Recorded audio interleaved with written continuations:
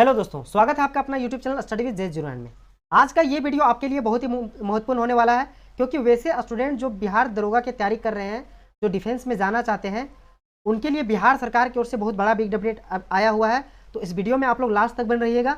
इस वैकेंसी में जो है कौन कौन फॉर्म फिलअप कर पाएंगे, क्या क्या एलिजिबिलिटी है, उनके बारे में विशेष प्रकार से चर्चा करेंगे। तो जानते हैं कि क्या बिग अपडेट है। ठीक है, बिग अपडेट क्या है वो जानते हैं। बिहार पुलिस अवर आयोग, ये बिहार सरकार की तरफ से जो है बिहार पुलिस सब इंस्पेक्टर का पोस्ट निकला हुआ है। और ये वीडियो ज़्यादा लंबा ना हो, इसीलिए इसमें जो इंपॉर्टेंट पॉइंट है उसके बारे में हम लोग चर्चा करेंगे। ठीक है, ये पोस्ट जो है बिहार पुलिस अवर आयोग का पोस्ट है और इसको जो है ऑनलाइन आवेदन करना है। ठीक है, या पोस्ट के लिए जो है आपको ऑनलाइन आवेदन करना होगा और इसकी ऑनलाइन आवेदन करने का अंतिम तिथि जो है 5 नवंबर 2023 है। ऑनलाइन आवेदन करने का अंतिम तिथि कब है? तो 5 नवंबर 2023 है। आगे देखते हैं, पोस्ट की बात करते हैं तो पोस्ट है पुलिस अवर निरीक्षक। ठीक है, पुलिस सब इंस्पेक्टर। और इसमें जो आपको सैलरी दिया जाएगा वो टोटल लेवल 6 के आधार पर दिया जाएगा, वेतनमान लेवल 6 के आधार पर दिया जाएगा। और टोटल पोस्ट की अगर बात किया जाए, टोटल पोस्ट जो है 1275 है, मतलब 1275 पोस्ट टोटल है। आगे देखते हैं ऑनलाइन आवेदन पत्र भरने की प्रक्रिया से संबंधित।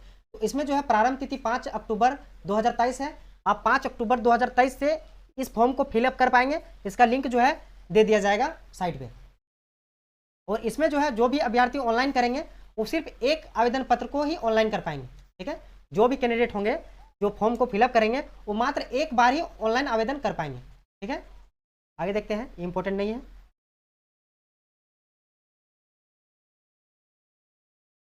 अब जान लेते हैं आवेदन के लिए पात्रता, मतलब आवेदन के लिए कौन कौन एलिजिबल है।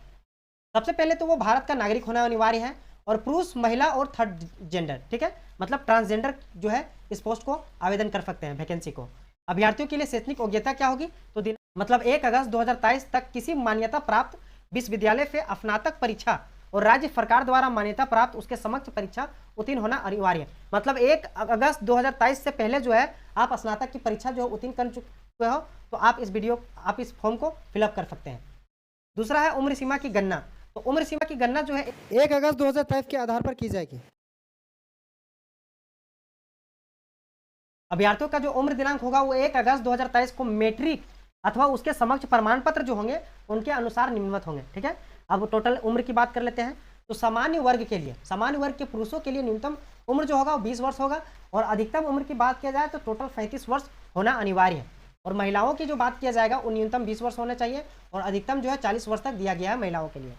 पिछड़ा वर्ग एवं अत्यंत पिछड़ा वर्ग के पुरुषों एवं महिलाओं के लिए न्यूनतम उम्र जो होगी वो 20 साल का होगा और अधिकतम उम्र 40 वर्ष का होना अनिवार्य है। ठीक है, अनुसूचित जाति और अनुसूचित जनजाति के पुरुषों और महिलाओं तथा ट्रांसजेंडर जो कि थर्ड जेंडर है उन अभ्यर्थियों के लिए न्यूनतम उम्र 20 वर्ष होनी चाहिए और अधिकतम उम्र 42 वर्ष होना अनिवार्य है।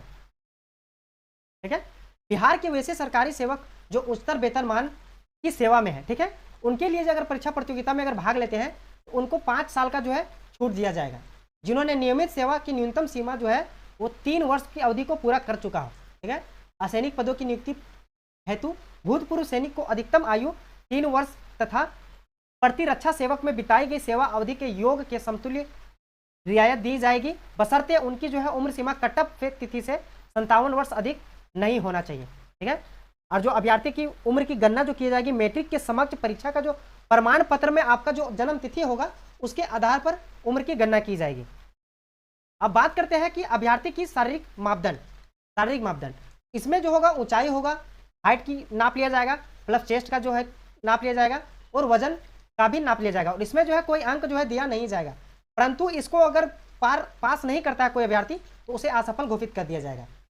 अब आते हैं ऊंचाई की बात का नंबर पे। तो ऊंचाई जो है सामान्य वर्ग के लिए तथा पिछड़ा वर्ग के पुरुष के लिए न्यूनतम 165 सेंटीमीटर का हाइट होना अनिवार्य है और अत्यंत पिछड़ा वर्ग के पुरुषों के लिए जो है 160 सेंटीमीटर हाइट होना अनिवार्य है।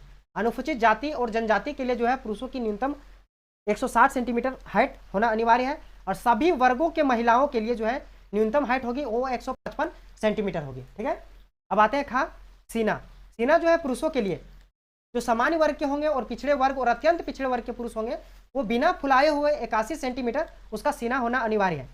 ठीक है, और फुलाकर जो होगा वो 86 सेंटीमीटर होना चाहिए। फुलाने के बाद जो है सीना में कम से कम 5 सेंटीमीटर का अंतर होना अनिवार्य होगा और दूसरा पॉइंट है अनुसूचित जाति अनुसूचित जनजाति के पुरुषों के लिए बिना फुलाए हुए उनको 79 सेंटीमीटर की न्यूनतम होना चाहिए और फुलाकर 84 सेंटीमीटर न्यूनतम होना चाहिए। ठीक है, फुलाने के बाद सीना में कम से कम 5 सेंटीमीटर का अंतर होना अनिवार्य है। तीसरा पॉइंट है महिलाओं के लिए सीना की कोई माप नहीं ली जाएगी। ठीक है, महिलाओं के लिए जो है सीना का कोई माप नहीं लिया जाएगा। अब नेक्स्ट पॉइंट आते हैं वजन की बात। तो सभी वर्ग की महिलाओं उम्मीदवारों की न्यूनतम वजन 48 किलोग्राम होना आवश्यक है।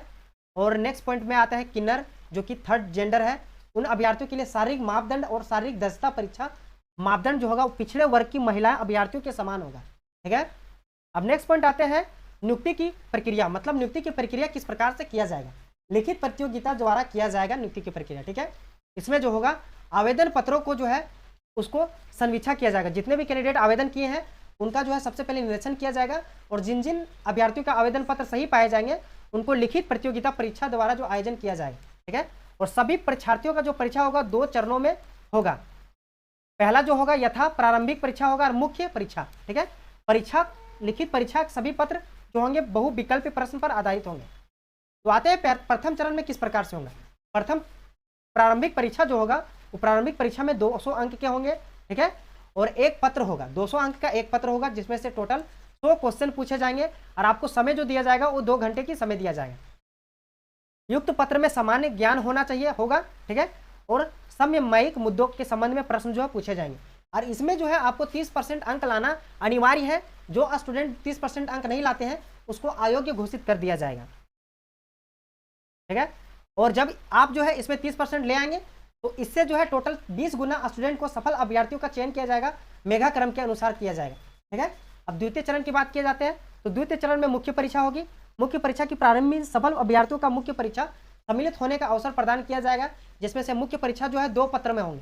पहला पत्र जो होगा वो 200 अंक का होगा जिनमें से टोटल 2 घंटे की समय दिया जाएगा और टोटल 100 अंक के प्रश्न पूछे जाएंगे और इसमें भी आपको 30% अंक लाना अनिवार्य है। अगर आप 30% अंक नहीं लाते हैं तो उन्हें अयोग्य घोषित कर दिया जाएगा, मतलब उसको नेक्स्ट लेवल पे नहीं ले जाया जाएगा। ठीक है, और इसमें जो होगा सामान्य हिंदी पत्र होगा। ठीक है, सामान्य जो है हिंदी पत्र पूछे जाएंगे, क्वेश्चन पूछे जाएंगे। अब आते हैं द्वितीय पत्र खा में जो होगा द्वितीय पत्र सामान्य अध्ययन होगा, सामान्य विज्ञान होगा, नागरिक शास्त्र होगा, भारतीय इतिहास पूछे जाएंगे और भारतीय भूगोल होगा, गणित एवं मानसिक योग्यता मतलब जो होगा रीजनिंग संबंधित प्रश्न पूछे जाएंगे। और द्वितीय पत्र में टोटल जो होंगे 200 अंक का होगा और जिनमें से प्रश्न की संख्या टोटल 100 होगा और समय जो आपको दिया जाएगा 2 घंटे की समय दिया जाएगा। ठीक है, और दोनों चरणों की परीक्षा में प्रत्येक गलत उत्तर के लिए 0.2 अंक जो है काट लिए जाएंगे। ठीक है, और इनकी जो होगा टोटल उत्तर पुस्तिका 2 प्रतियों में होगी। उत्तर पुस्तिका जो होगा वो 2 प्रतियों में होगी और जिनमें से एक प्रतियोग के पास जो होगा आयोग के पास सुरक्षित रख दिया जाएगा। ठीक है, अब नेक्स्ट पॉइंट आते हैं, तीसरा चरण आते हैं जो इंपॉर्टेंट है। तीसरा चरण शारीरिक आयोग और दक्षता परीक्षा। ठीक है, इसमें क्या होगा कि इसमें दौड़ होगा और ऊंची कूद होगी। तो इससे बारे में हम लोग जान लेते हैं। इसके बारे में सभी कोटि के पुरुषों के लिए जो होगा 1 मील मतलब 1.6 किलोमीटर दौड़ना होगा उन्हें और उनका जो समय दिया जाएगा 6 मिनट 30 सेकंड का अधिकतम समय दिया जाएगा। ठीक है, और जो स्टूडेंट इससे ज़्यादा समय लेते हैं उसको असफल घोषित कर दिया जाएगा। दूसरा पॉइंट है सभी कोटि के महिलाओं के लिए। ठीक है, इनको जो है 1 किलोमीटर का दिया जाएगा दौड़ने के लिए और इनके लिए टोटल 6 मिनट दिए जाएंगे। जो अब महिलाएं अधिक समय लेते हैं उनको असफल घोषित कर दिया जाएगा। अब आते हैं ऊंची कूद में। ऊंची कूद जो है सभी कोटि के पुरुषों के लिए न्यूनतम जो है 4 फीट का कूद रहेगा, मतलब 4 फीट की ऊंचाई रहेगा उसको कूदना है और 4 फीट से जो कूदने में असफल होते हैं उनको असफल कर दिया जाएगा, मतलब फेल कर दिया जाएगा। सभी कोटि के महिलाओं के लिए जो है 3 फीट का दिया जाएगा हाइट और 3 फीट से कम अगर जो महिलाएं कूदती हैं उनको जो है असफल कर दिया जाएगा। अब आते हैं लंबी कूद जिसको बोला जाता है लॉन्ग जंप। सभी कोटि के पुरुषों के लिए जो है न्यूनतम हाइट दिया जाएगा, मतलब न्यूनतम लॉन्ग डिस्टेंस दिया जाएगा। 12 फीट आपको लॉन्ग जंप मारना है और 12 फीट से जो पुरुष कम मारते हैं उसको असफल घोषित कर दिया जाएगा। सभी कोटि की महिलाओं की अगर बात किया जाए तो न्यूनतम उसको 9 फीट जो है जंप करना है। ठीक है, 9 फीट से अगर कम आप मारते हैं तो उन महिलाओं को जो है असफल घोषित कर दिया जाएगा। अब नेक्स्ट पॉइंट आता है गोला फेंक जिसको बोला जाता है शॉर्ट पुट। सभी कोटि के पुरुषों के लिए जो है 16 पाउंड का जो है वजन का गोला दिया जाएगा और उनको 16 फीट फेंकना है। ठीक है, 16 पाउंड का वजन रहेगा और उसको 16 फीट फेंकना है और जो है 16 फीट से कम फेंकते हैं उन अभ्यर्थियों को जो है असफल घोषित कर दिया जाएगा। नेक्स्ट पॉइंट है महिलाओं के लिए जो है 12 पाउंड का वजन रहेगा और उनको टोटल 10 फीट फेंकना है। ठीक है, 12 पाउंड का वजन रहेगा महिलाओं के लिए और उनको टोटल 10 फीट ही फेंकना है। और जो 10 फीट से कम फेंकते हैं वैसे महिलाओं को असफल घोषित कर दिया जाएगा। ठीक है, अब नेक्स्ट पॉइंट आते हैं, जो इंपॉर्टेंट है उसी का जिक्र किया जाएगा। अब पोस्ट से संबंधित बात कर लेते हैं, टोटल कितने पोस्ट है, रिक्त किन किन कैटेगरी में कितना पोस्ट है। तो अब जानते हैं पदनाम और पुलिस अवर निरीक्षक। ठीक है, यहाँ पर है आरक्षण कोटि के टोटल कितने पोस्ट है, उसके बारे में आरक्षण कोटि के कितने लिए है, और टोटल कुल पद की बात किया जा रहा है कि किस कोटि को कितना पोस्ट दिया जा रहा है। महिलाओं के लिए क्षैतिज रूप से आरक्षण पद मतलब टोटल 35% है, और स्वतंत्रता सेनानी के पोता पोती नाती नतनी के लिए आरक्षित, और महिलाओं के लिए 35% आरक्षित सहित पद। ठीक है, तो अनुसूचित जाति की बात किया जाए तो टोटल 275 पोस्ट है अनुसूचित जाति के लिए, जिनमें से महिला के लिए टोटल 66 पोस्ट है, और स्वतंत्र सेनानी के जो पोता पोती नाती नातनी है उनके लिए 4 पोस्ट है, जिनमें से 1 महिला सहित है। ठीक है, अनुसूचित जनजाति की बात किया जाए तो टोटल 16 पोस्ट है, और महिला के लिए टोटल 4 पोस्ट है, और यहाँ पर स्वतंत्र सेनानी के लिए 0 है। ठीक है, पॉइंट तीसरा, अत्यंत पिछड़ा वर्ग के लिए टोटल 238 पोस्ट है, और महिला की बात किया जाए तो टोटल 75 पोस्ट है, और आरक्षित स्वतंत्र सेनानियों के पोता पोती के लिए जो है वो मात्र 4 पोस्ट है, जिनमें से 1 महिला है। ठीक है, पिछड़ा वर्ग टोटल 107 पोस्ट है, जिनमें से महिला के लिए 36 पोस्ट है, और 3 पोस्ट जो है स्वतंत्र सेनानी के पोता पोती के लिए, और जिनमें से 1 महिला फैस है। ठीक है, पिछड़े वर्ग की महिला के लिए टोटल 82 पोस्ट है, और ये सब दोनों के दोनों 0 है।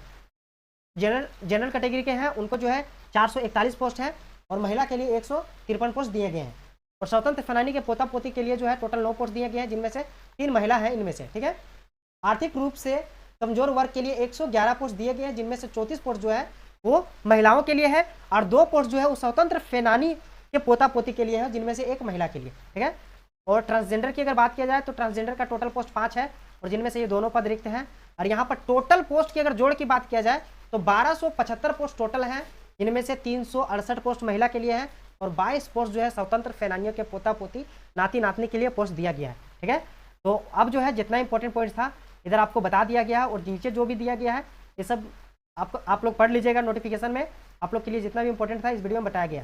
तो अगर वीडियो आपको अच्छा लगा है तो लाइक कीजिए, शेयर कीजिए, और चैनल को सब्सक्राइब कीजिए। Thank you.